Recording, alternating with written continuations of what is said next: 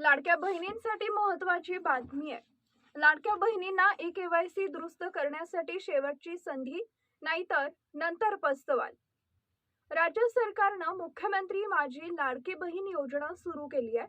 या योजनेत महिलांना 1,500 रुपये दिले जातात.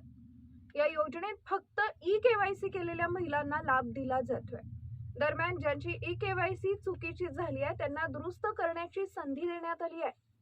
लाडकी बहीण योजनेत ई-केवायसी दुरुस्ती करण्यासाठी 31 मार्चपर्यंत मुदत देण्यात आली आहे. दरम्यान याबाबत अनेक अफवा पसरवल्या जातात. ई-केवायसी करण्याची मुदत संपली असल्याची बातमी सध्या व्हायरल होतीये. यावर आता स्वतः महिला व बालविकास मंत्री आदिती तटकरे यांनी माहिती दिली आहे. आदिती तटकरे यांनी लाडक्या बहिणींना कोणत्याही तथ्यहीन बातमींवर विश्वास न ठेवण्यास सांगितलंय. त्यांनी म्हटलंय की मुख्यमंत्री माझी लाडकी बहीण योजनेतील लाभार्थ्यांच्या कपातीबाबत काही माध्यमांकडून प्रसारित करण्यात आलेल्या बातम्या चुकीच्या व तथ्यहीन आहेत.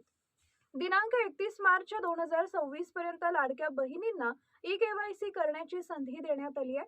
ही प्रक्रिया अजूनही सुरू असून याबाबत अद्याप कोणतीही अधिकृत माहिती विभागाकडून प्रसिद्ध करण्यात आलेली नाहीये.